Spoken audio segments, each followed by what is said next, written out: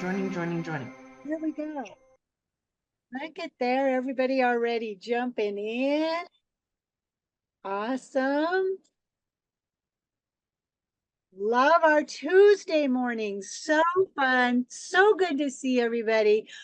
I would love to hear any drone victories, wins, shout outs, or anything like that that you may have had during the week. I'm sure somebody's got something going on, right?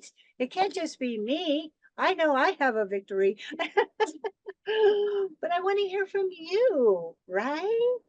How about you, Mark? I saw your screen was on for a minute.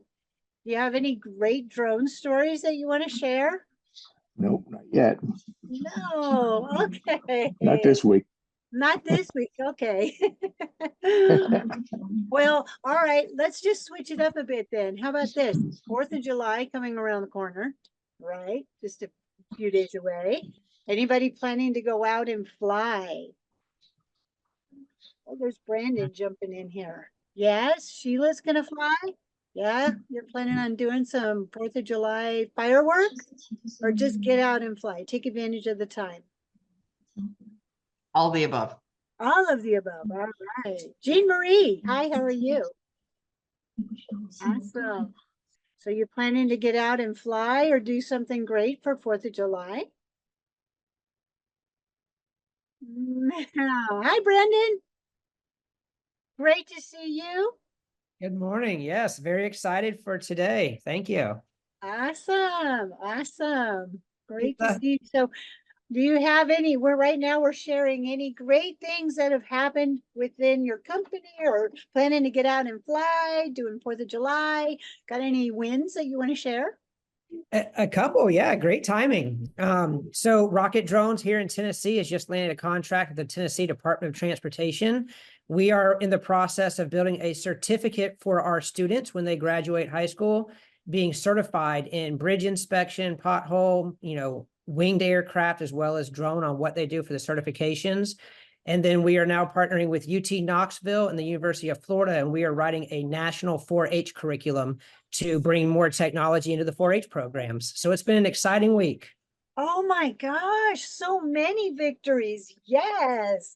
Thank you. Congratulations. Awesome. Wow, that's fantastic. How fun. And with the 4-H, what an approach. That's an amazing direction too. It's so cool. We had a call this morning with John Deere, and John Deere is no longer a tractor company. They now consider themselves a technology company. They own more AI firms than most engineering companies do. So it's crazy. Wow. Did not know that. Now me darn. Interesting. Well, see, this is just the forefront of innovation. I love it. Absolutely love it. So, okay, I do have a couple of announcements that I would like to make before we jump over to our amazing spotlight speaker for the day. I want to do a shout out for onthegovideo.biz. So they are the sponsors this week, and they are empowering drone operators to soar. If you have drone related questions or just trying to find a pathway in the industry, there's a coaching program. Feel free to reach out. I'll put the link into our chat, and I am going to let a few more people in. And then I also have that I'm going to put a link in our chat for the commercial UAV. So really quick, throw it in the chat. Who's going to commercial UAV? Do you realize that is coming up? All right, Carolyn's going to be there. Awesome.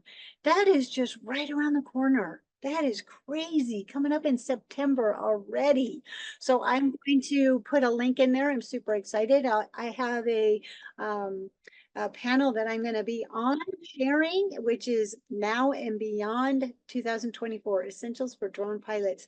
And so I'm going to put a link in there, and there's a coupon code that we can put in there as well. So I will put that into our chat. And then let's make sure this goes out there to everyone. And since this is all about networking, let's make sure everybody puts their information into the chat. how we could reach you. What are you doing in the industry? Let's put it out there. That's about all about networking, right? So let's see the chat and let's get that going. And then I am going to segue over to our spotlight speaker, which is Carolyn Goulard, and she's Green Farm for All. I love it. So she is going to be sharing with us her journey and her passion for agriculture and how drones are being used in the industry. So I am going to put this into our chat. I'll give you a link right away on how you can reach out to her. And I'm going to segue over to you. Carolyn, are you ready? I am ready. We can't wait to hear from you. So I'm going to make you spotlight for everyone. And there you go. See myself. There you go. And Okay, Brandon's got his so information I'm into our going. chat. Okay, I'm going to share my screen. All right. Share. And oh wow, it's already all in. Is it? Do you see We just do. the screen or other? Yeah. Okay, so we're good to go. You are All good to right. go. I just want to. There you go. Okay. Oh. Just a second. I see my bar, and because of that, it's hard to. Let's see. Oh, got it. Perfect. It's the first time I do a presentation with Canva, so pretty excited. Okay, so today I want to talk about an overview of the role of the drones in agriculture. And so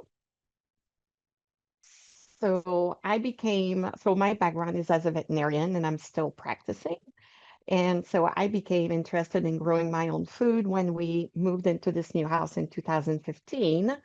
And I started farming hundreds of dragon fruits and in our backyard. And it's a backyard, it's not a farm. I've got over 150 and 100 cuttings. And I was listening to a webinar about farming, and I'm like, oh, I've got 55 acres, that many acres. And I'm like, we have to absolutely put a drone in the air and show people how big this is. And so in 2021, I finally started Green Farm for All, which was basically my journey into growing food. And a little over 2 years ago, I bought my first drone, and you all know about this. It's the rabbit hole of drones. So now I've got six. And basically Green Farm for All is at this point, after so many discoveries over the last few years, it's from seed to table, discover your food story. And so I talk about farming and exactly, how your food gets to your table. And I also do marketing for farmers so I can help them showcase what they have, and also food photography so that they can, this is your food, this is how beautiful it can look. And also we have the nursery. So all the dragon fruits, I do sell cuttings, potted plants, and I'm looking into selling the fruits also. And so the big things that I'm interested in terms of education is the bees. So as a veterinarian, we do have bee medicine. And at this point, I am a level ambassador with the California Master Beekeeping Program. And so what I do is I help volunteer at the South Coast UCANR in Irvine. So the OCB team has their apiary there. So once a week, people go in and take care of the bees. And almonds, because the greatest pollination event in the world is almonds, and it's in February in California. Dragon fruits, of course, and agriculture drones. And how can agriculture drones feed the world, and fruit photography. And as you see on the slide, from soil to story is really what we're about, or what I'm about. I'm the only one working there. And the power of a bird's eye view. So when you look at the left of your screen, so you do have one vineyard that I've been following. So I just wanted to get some practice with my drone taking pictures. And so that vineyard has two different ones. And this one is 8 acre. And when you look at the picture on the left, does that give you a good idea of where you're going? So then you look at the one on the right, and I can see like, oh, that's how it looks like. It's a very small vineyard. But if you look also, so these are where the trellis are, where the vineyards, the vines are. But look at all that green here. That is where the water is flowing, and that thing is going to do a little catastrophe at some point. You know, you have basically all the water goes down there. And at the right here, they're going to be 10 years having all the permits to do a construction for their venue where they're going to have weddings and events. And they have angry bees here that the owner told me they have. Yeah, don't go with a tractor. So something to kind of hopefully keep you awake. What is the most unusual use for drones in agriculture? And so just think about it, because we're going to go back to it when we're done with the presentation. Is it cherry drying, insurance claim for wild boar damage, spraying milk, bird deterrent, or find drone congregations? Okay, so we'll get back to it. What's very important if people get into drones and agriculture, because some people may come in with their drones from another business, not like I'm a farmer and we're getting drones into the agriculture world. You have to know what's going on. And so if you would just look at the US, we have almost 1 billion acres of farmland, and we have 43 million in California, and 27 is dedicated to crops. The rest is grazing. We have a loss of topsoil and farming acres in the US, and some of it is because we're farming, we're way too aggressive with our farming, but also because people have to go somewhere to live. And so we get some of that wonderful agriculture land, and basically you're losing that spot to houses and other buildings. The average age of farmers in the US is 58.1 years, and the third of that is 65 years old. And I can tell you, I have a farmer I'm following. He is managing 3,000 acres of almond and alfalfa and other stuff. And I mean, he's older than dirt, and he's been doing this for 40 years. And so we have no one replacing those old farmers. We have a loss also of workforce. There's less people interested to work on farms.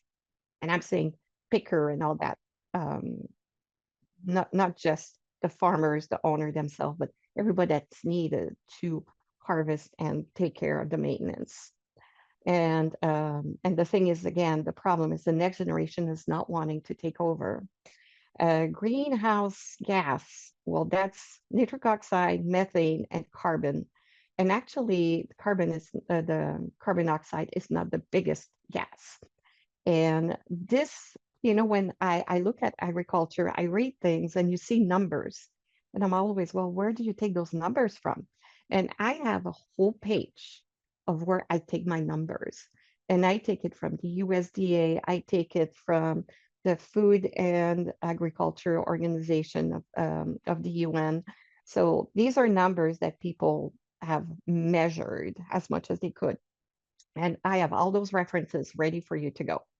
So the greenhouse gas that agriculture produced, I hear 30%, 60%. Hold on, 10.6% in 2021. So agriculture is not the biggest culprit. Transportation and industry is the biggest culprit. Doesn't mean we don't do anything, but it's there. The soil actually can function as a carbon sink. The suicide rate among farmers in the US is 0.5 more than the general population. I'm a veterinarian. The risk of suicide in my profession is 4 times more than any other health professional. FOA, so the Food and Agriculture Organization of the UN. So that's a 2012 article that I was reading. That's 12 years ago. The world food production will need to increase by 60% to feed 9.3 billion people by 2050. The article also says we do a lot of waste. Some people say we won't miss food. We just don't know how to distribute it. Add also an unstable geopolitical landscape. So we can see that food security is something that is not secure necessarily. And also the return on investment for farmers is getting lower and lower. The average farmer money coming in was salary of $43,000 a year. Climate change impacts crop yield, adaptation, as well as pest pressure. And we have also what we call food desert regions in the US. So I basically went from Montreal to California, 3,300 miles. And I can tell you for 36 hours, the only thing you see is cornfields. And when you go eat at restaurants, you eat corn. Well, there is a whole bunch of other things that needs to be fed to people, not just corn. And so you have a lot of rural areas that are far from everywhere that do not have good nutrition because they're so far away to get apples and everything else. 49 million people, that is 1 in 6 people in the US, still relying on food assistance from charities like Feeding America in 2022. Okay, so now that we have the bad news, let's see what drone can do to help. So roles of drones in agriculture. The more I read, the more I find. So I'm not going to be able to cover everything. I mean, I literally could finish my talk with what you see on the screen right now. So media, it's a camera in the sky, can help for harvest, monitor crop health, monitor crop performance, breeding progress, precision agriculture, spraying. It can spray a whole bunch of stuff. Forestry and agriculture research and others. Media photography. So you have film festival, photography contests, show what agriculture is about, reporting, storytelling, agritourism, and social media. And so the vineyard that I follow, the owner said, "Oh my gosh, you know, I got into this harvester for grapes, and it looks like a spaceship." I'm like, "Oh, I gotta fly my drone around it."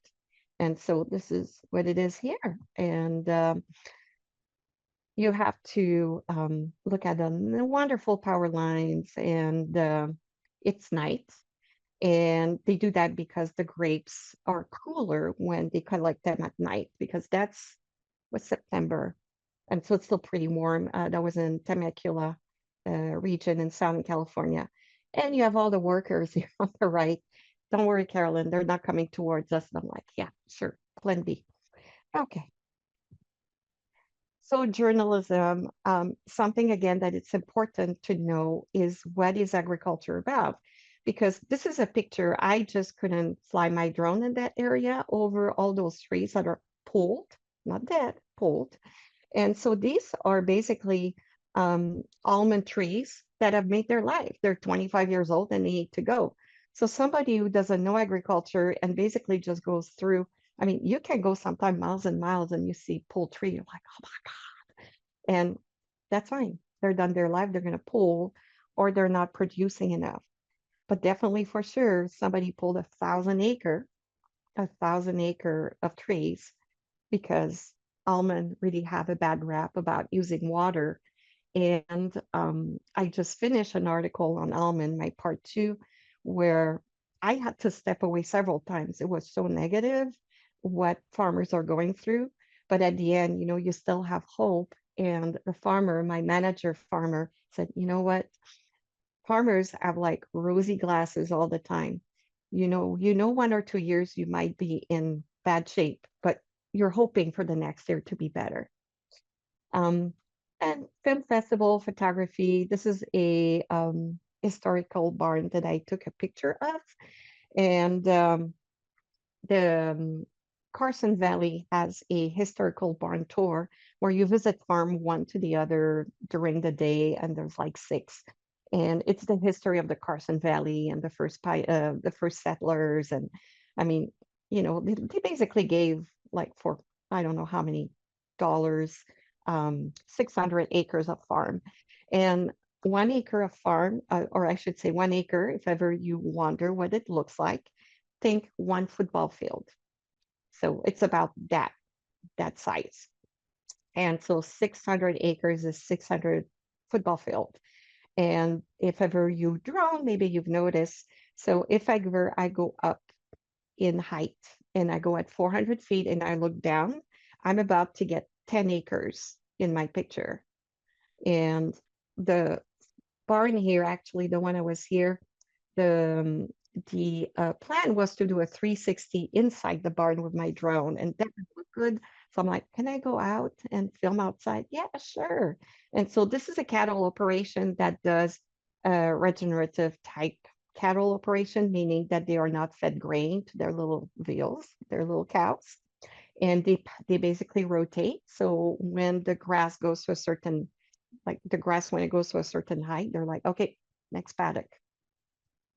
And so that one was 160 to 190 acres.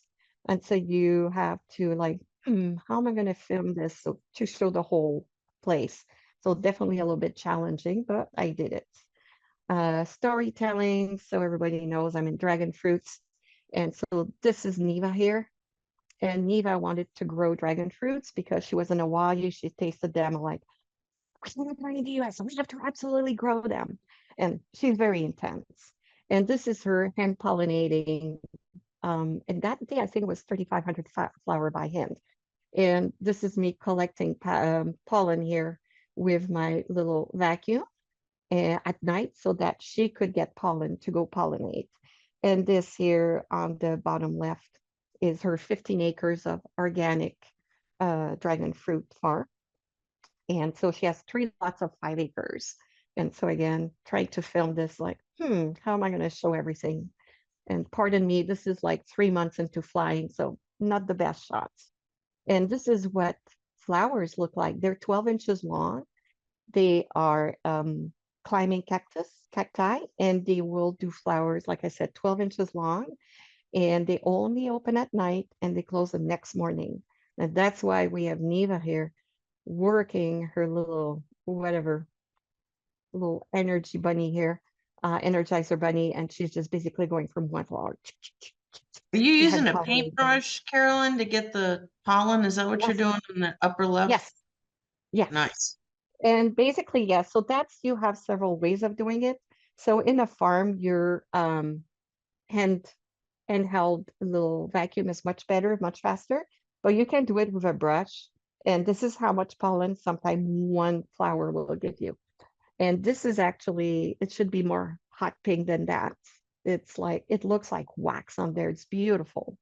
And so the fruits are about 0.5 pound to 2 pounds. And you've got 3-pounders also rarely, but some of my best guys will do about 2 pounds. And this is pink flesh, purple, you have red and white. So I had put a question into our chat. How many people are familiar with dragon fruit? And do you have a favorite one? I did not know about dragon fruit until I met Carolyn. And so I didn't realize there were so many different varieties and how you can actually tell the difference. And they're different from the ones that you buy in the store. So curious. Oh, Yeah. beautiful. Yes, I love that question because a lot of people will buy the dragon fruits in the store and they're horrible because they're white usually and they come from Asia or even, well, the ones from Asia usually are the white ones. And so what happens is that to be able to do the trip to the US, they have to take them before they're totally ripe. You need that last day or two to get all the sugar in there. And depending of when you collect them, if you collect them a little early, they're going to have a little more sour taste, which I like actually. And then the more you wait, the more sugar and the more sweetness you're going to get. And I mean, I could talk hours about how to taste dragon fruits because they all taste different and some are better than others. But the purple are big winners in our house. These were developed by Thomson, Thomson, in California about 40 years ago. And basically, this is what we sell.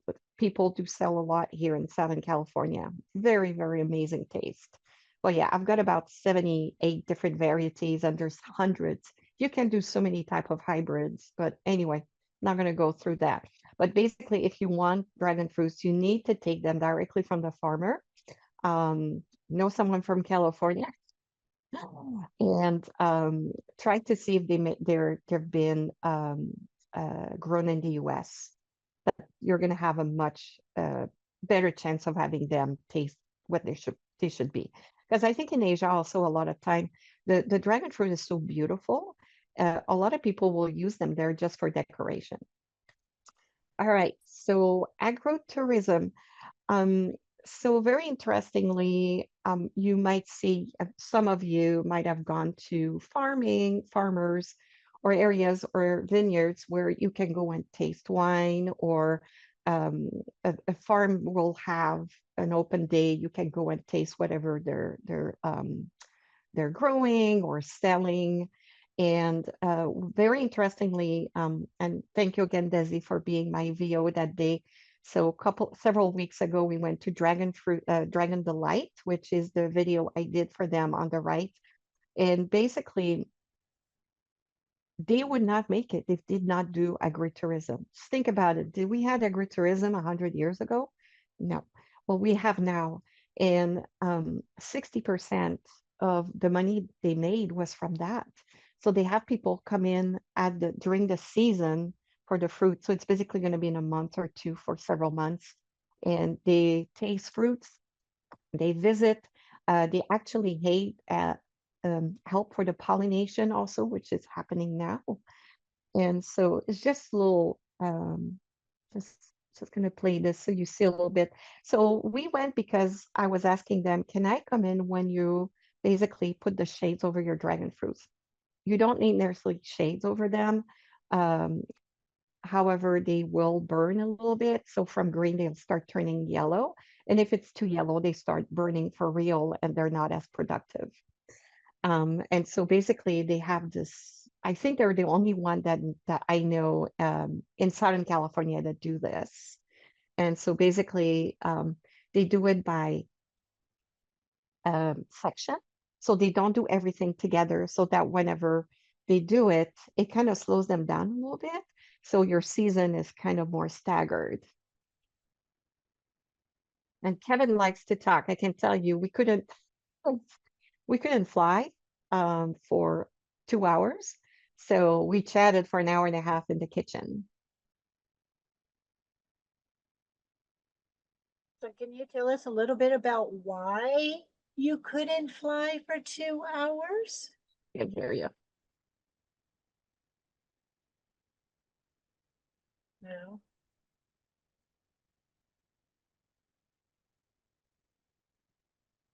After the video plays.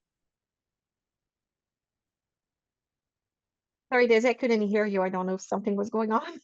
Yeah, I'm thinking while your video was playing, we didn't get any volume or music or noise or anything. But you might not have heard, but I was wondering, can you share with us why you couldn't fly for that time frame? That's I mean, it's so key to the drone industry, and Yes. we're going out to fly, and maybe elaborate what is agrotourism about, you know? So agritourism, I'll start with that. And so it's basically, it's the tourism that agriculture will bring. So basically you need different type, you need, sorry, additional insurance, and also you're opening your doors to the public. And so again, like the vineyards, you go do tasting, or they have lunches for you and food. This is agritourism. And it looks like it's a very important source of revenue for farming. And so you might see it more and more. And I know the San Diego Farm Bureau was looking in to see how they can help their members to be able to offer agritourism to get more revenue on their farm. So I don't know if that answers the question. It does, and that's a perfect use case for drones, putting Yeah. out there and doing that marketing aspect of it. But I know you could not fly that morning. Yeah. So before I forget, this is the vineyard I've been following. And look at that glass. They cleaned it real good on their table here. And so they have the tasting room here and they have more chairs there that we can see. Cute lights. I mean, it's very beautiful. And the part also for me in terms of agritourism, the drone is one part of my marketing strategy, but basically you're showing people the heart of that place was really to gather family and friends and share. So what happens with the drones is that you need clear sky to fly. And that was very interesting because Nathan, who's the son of Kevin, the owner, said, I've never seen so much fog in my life. So sorry about that. So we needed to wait till it basically cleared up so we could fly because they said, we're going to do this between 6 and 8 o'clock in the morning. And I'm like, oh, okay, I'm going to get 4 o'clock, go drive there. And then I'm like, really? It's raining. So we had to wait and we just kept checking our app to know and all right, where's the ceiling of those clouds so we can start flying.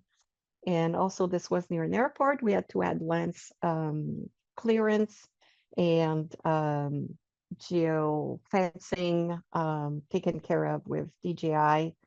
So yeah, so there's a lot of preparation. All right. Okay, we're at slide 11, so I want to make sure that I cover. So it helps also for harvest, and this is going to get us to harvesting. So how can drone help with harvesting? So this is basically a video. I cut the sound, so you're not going to hear anything. And it's basically Tevel, Tevel, I don't know how to say it properly, French Canadian in me. And basically they are a Israeli company and they have a harvester with a big huge machine with 4 drones that are going to collect your stone fruits. And so they develop algorithms so that the computer or the whatever the camera can recognize if your fruit is ripe enough to be collected. And so this is the machine in action. I think that's pretty cool. That is amazing. Yes. Yeah. Okay, now I want to Technology get at its best. and so trying to get out of here. Oh yeah, that's how I can get out of here. So basically you see that there's an integration. So somebody was talking about John Deere being now in AI. And so basically this is potentially all the different harvester that you could have collecting all your apples. And so right now I think it's only stone fruits and round fruits. Let's get out of here and go back here. There you go, full screen and continue. Okay, methane detection. Yeah. So you might not know, but basically growing rice account for 8% of all agricultural greenhouse gas globally, and it's because of methane. So when you have water, so you all see the rice paddies, you all think they're going to have water. Well, that is to make sure weeds don't grow. The problem being is that there is organic decay, and that will cause methane production. And so by measuring the methane, they're like, oh, this is how much we're doing. And now we're going to help by changing the way we do grow rice. And so they have this wet dry where they take out the water and put it back to get some of drying in between. And so that is amazing because it reduced methane production by 30 to 50% and water use also. And so one of the big thing is, so you can use it for crop health monitoring, crop performance, breeding progress, precision agriculture, irrigation planning, livestock monitoring, parasite control, insurance. We'll talk about that later too. These are 4 companies that I found, and actually Coben.com is a company in the US. It's a spinoff from UC Davis. And I actually did interview Dr. Pereza, who's one of the co-founder of Coben.com. But these companies basically do imaging for agriculture. And, for us, we think about drones, and you have satellites also, you have fixed wings. And so they are going to use everything they need to get the information to their to their to who they serve, farmers. And so this is the pictures of this is, you don't see him, but George that teaches at Miracosta, the technology drone program. And so I invited them to come to Leo's dragon fruit farm, Oceanside Dragon Fruit Farm, which is open to the public on weekends in season. And basically, one of the great thing with the the technology we have in drones is this baby here, RTK. And the RTK, so when you have GPS, your drone says, okay, GPS acquired, blah, blah, you have all those satellites. This is 1 meter of accuracy if you have no interference. RTK is going to be 1 centimeter, and you need that for your precision agriculture. Solvi is actually Swedish. Terran is, as far as, oh yeah, they're in 3 different countries, and Agro Scout is in Israel. And these are the first company that I was aware of when I went to DJI Airworks in 2022, 21. It's been a while. And basically, they get those algorithms constructed, so AI, where they're going to have the drones go over, let's say, so some cash crops, like crops that you see a lot, like wheat, barley, or potatoes, whatever. And so they basically take so many pictures. This is what early blight looks like. This is what this fungus looks like. So that when your drone does the monitoring, it's like, alert, alert, we've got fungus. And so basically it's given to your spray drone that will basically know exactly where to go. And we'll talk about that more. And imaging. So we're imaging for monitoring. And so what does it entail? So you're going to have what we call RGB. So you can take picture with just having your red, green, and blue, and that's visible light. The thing is, your diseases and the state of your plant is not, you cannot always see with your eyes. And so you're going to start going into the near infrared in those areas here. And so you've got multispectral imagery, hyperspectral, thermal imagery, and LiDAR. So multispectral versus hyperspectral, just think about multispectral. Let's say, for example, you have blue, green, and red. So you have 3 bands. Well, your hyperspectral is going to look at different bands of blue. So different color of blue, different color of green, different color of red. And this is what we see. And so basically your plant reflects light differently across various wavelengths. So what we saw here is all those wavelengths. And so these are the color that we see, and these are the ones we don't see. And you're basically, depending of how healthy your vegetation is, you will absorb that light or you will reflect it. And so in this case, your red is like not healthy. And basically you're going to get indexes, and there's a lot of different index. Where is it? Where is that? Oh, I'm missing a slide. That's okay. So you have a lot of different indexes that you can calculate that can help you know, do you have water stress? Do you have nitrogen stress? Yeah, what's your biomass? It's going to look at the crop. So you can use those different vegetation reflection to look at different aspects. You can also do plant count and to look at the health also. So in agriculture, we need to get different type of plants that resist. We have climate change, well, the adaptation. So people are going to try different type of crops. And so the drone will see more plant health and say, oh, this one grows better, so we should use that type of seed instead of that one. Spray drones, that's we could talk hours about spray drones. What can you spray in agriculture? Pesticide, fertilizer, seeds, crop, native plants, pollen, antifungal agent, fire abatement. You can have also organic. I was talking to Brianna Layfield, who owns she owns how'd you call that? She owns Agby, and basically she when I talked to her, I said, how many of your spraying is organic? And she says about 10%. And human health, so mosquito, pesticide, beneficial insects. And in me, from what I know from agriculture now, hopefully I'll see more biologic foliar spray also that will improve the immunity of the plants.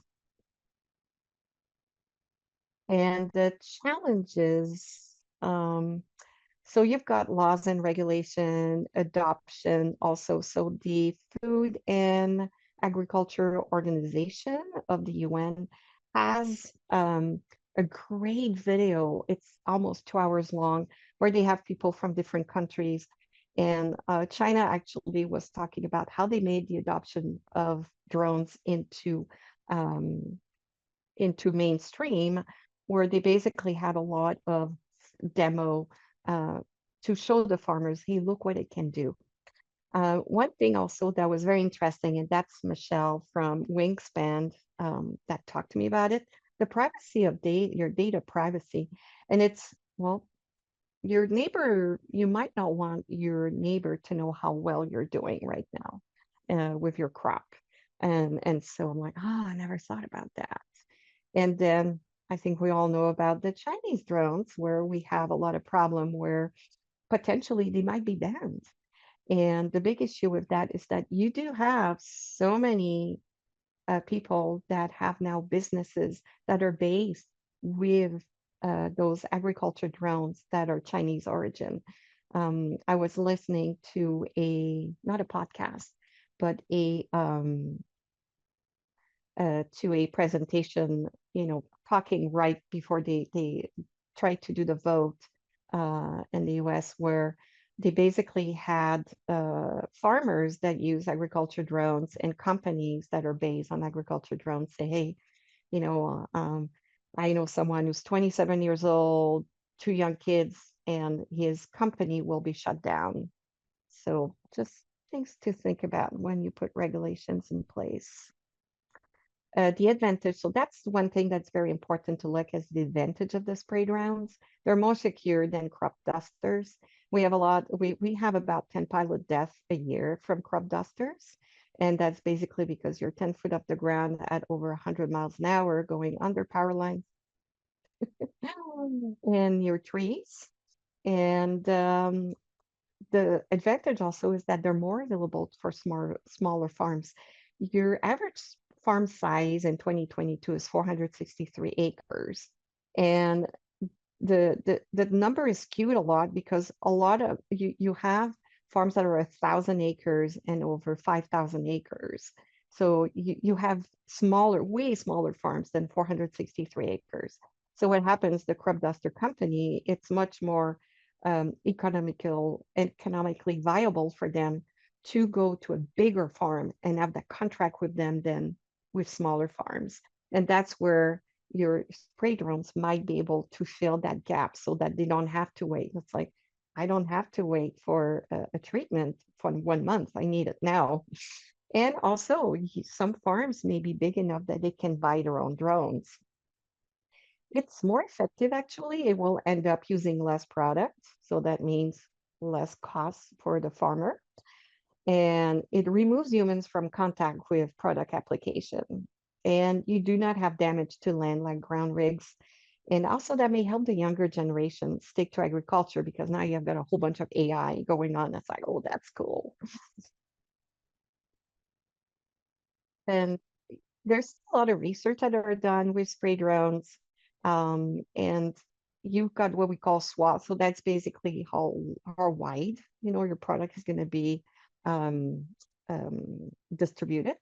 Droplet size, 100 to 500 microns.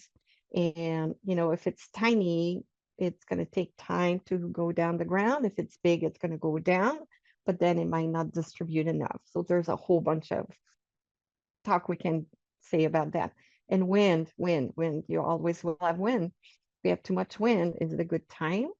Or do you have like say, okay, the wind is that way, so we should maybe put the drone that way, and the time of day. And so during the night to day, there's what they call inversion.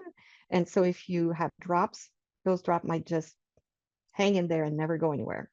The type of products, so your rate of application may change. So some people may say, oh, look at that, my drone sprays like so many acres per hour. And well, what are you spraying? And then the terrain, hilly versus not hilly, and also the type of agriculture. So in the Midwest, acres, thousands of acres, flat land. And as you go looking in California, you've got spots. So, and you have a lot of specialty crops. So they may not need the same use product. And also, like when I go see my almond farmer, they have plots. So the plots that usually go is 75 acres, but they manage 3,000 acres. So that means that the drone has to travel in sometimes 45 minutes, from one plot to another. And so when I talked to Brianna Layfield of Agby, she has so much experience in California. She can tell you if spraying drone is going to be a good thing for you or not. And that's another interview I've got to come up. When you think you're going to talk for half an hour, we were there talking for an hour and a half. And the test. So if I say test, is because you need to test your drone for what you're going to do. And you're not, it was funny when I was at Brianna's shop. So basically I have Nathan, who was their pilot, who was doing a firmware update, and he was looking at a paper that comes with the how things work, and basically went like this, and the whole thing went to the floor.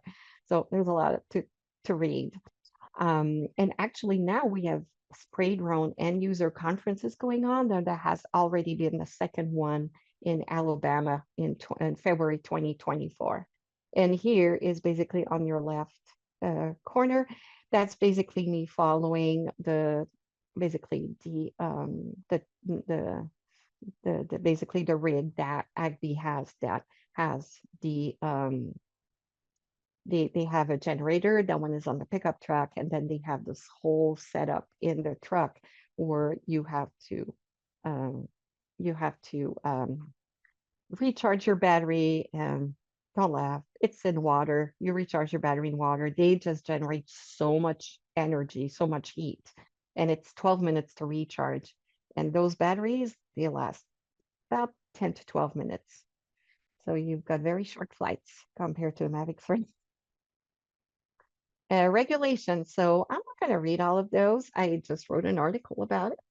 But basically, if you have a spray drone, and basically even if you have even like 50 pounds and over, there's a lot of regulation you need to go through, a lot of licenses. You have waiver exemptions, and the one that always makes me laugh is, I gotta find it. Oh yeah, exemption of the necessity of seat belts presence on drone weighing 55 pounds and more. And it's like you always have those crazy people that will use the agriculture drone, like the big ones, and you see them like holding to it and just making themselves lift off. Don't do that. That's probably why you need a seatbelt. But so you have a lot to follow. There's pesticide laws and regulation. So there's a lot of testing and licenses that needs to be obtained. And oh yeah, so we're back to what is the most unusual use for drones in agriculture? Anybody wants to tell me what they think?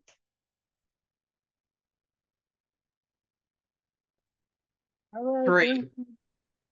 All right. Okay, 3. Anybody else? We got to vote for 4. And we Okay. have 2. 3. Okay, I hear it 2. Yep, 2. Awesome. Okay. 2. come on, people. And another 2 and a 4. Okay, 5. All right. I love this. Keep it going. okay, 15 seconds. Okay, time is up. Got a 1. So they're all uses for drones. And so I just could not I had to get that picture. Drone congregation area.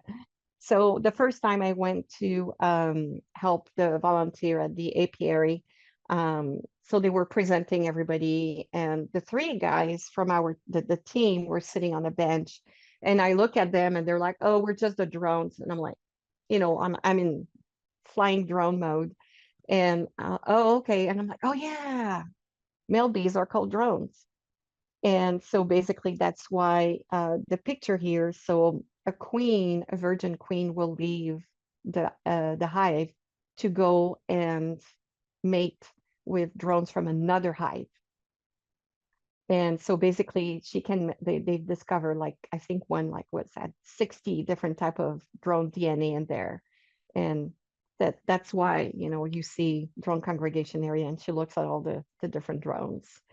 So, so basically what happens is that we have areas of drone congregations, and we don't know where they all are in the US. And so you do have research where they'll put I've seen that they put different things. They can have helium balloons and a net, and um, some people will even attach a queen and wait for her to just attract drones.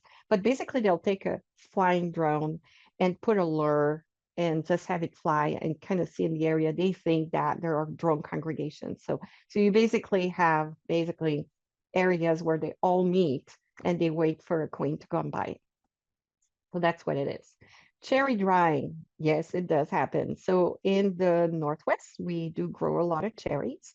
And when it rains, the water will make those cherry crack. I thought it was the water going inside the ground. They told me no, it's really the physical action of the water on the cherry itself. And so in the past, and I'm sure still now, they're going to have a helicopter do that. And so basically, when they know it's going to rain, they have a helicopter on standby side of their orchard. And when it's time to fly, they go up, and just the propeller, just with the turbulence, it's going to dry up the cherries. Well, you can do that with drones also if it's big enough. Insurance claim for wild boar damage. Haha, who got number two, I guess? And so basically in France, when you have wild boars, and if they plow through your field, they will cause damage. And the insurance that you have, who's going to pay you depends of if it's wild boar or something else. So the wild boar, it looks like it's a hunting association that will pay for your damage, just for fun. And spraying milk, and so that comes from Brianna when I talked to her. And basically, you'll have, I don't know if they're biodynamic, organic, or regenerative, but basically and I think it's a vineyard, and it's basically for calcium and also for bacteria. So pretty much sure it's not pasteurized milk. And bird deterrent, I'm sure if Big Moss is here, he could tell you that pigeons will not respond to drones. But basically, having the drones just go around will deter a lot of birds, except osprey in the mating season. And we had to find drone congregations, and I'm sure I can find other stuff. All right, here you go. A really quick Okay. time check. We have just a few minutes left because it's 9:53 already. Look at that, Told you perfect I had a lot to say. time. Awesome. This is an almond orchard, by the way. All right. Does anybody have any questions that they'd like to, comments or anything? Because I think it's been a fantastic presentation. And looks like we do have a thank you in there. Thank you for taking care of the bees. Yes, I did put her information into the chat. Again, I put Carolyn's website on there. Carolyn, if somebody wanted to reach out to you, do you mind putting your email into our chat? This has I been know I don't mind. fantastic. So informative. It is clear the knowledge that you have behind all the agricultural side of it, and particularly your dragon fruit. We did have a couple of people in there that had said, hold on, I'm going to put this. Your email just went to me direct. So can we put that? Do you mind if I post it public? So my Okay, here goes. All right, very interesting, yes. And comment in there, would love to know more. And you have a website or a blog, which I did put the website in Yeah. there. Yes. So So thank you you. have, I have at least the last 3 articles are on drones. So one is on imaging and what Dr. Perez, I think the importance of drones is on this side of things, so imaging. And then the last 2 actually very important. So there is no known path to get a 137 certificate, like to basically, I'm going to take a class and I'm going to be spraying drone. I'm going to use spray drones in my job. And basically, Joel Jones from Orange Coastal College is trying to put a program to help that. So before their program was like, okay, let's bring the 107 certificate to people who already have a job, and it's going to add to what they're doing. And basically, what they were thinking, let's do something, a program where from start to finish, at the end result is going to be somebody who can be employed as a drone pilot. And so Hazy was already had his own spray drone company. He has permits in 3 or 4 different states now. And so basically he is building it up. And those 2 articles explain the program and but also what is needed.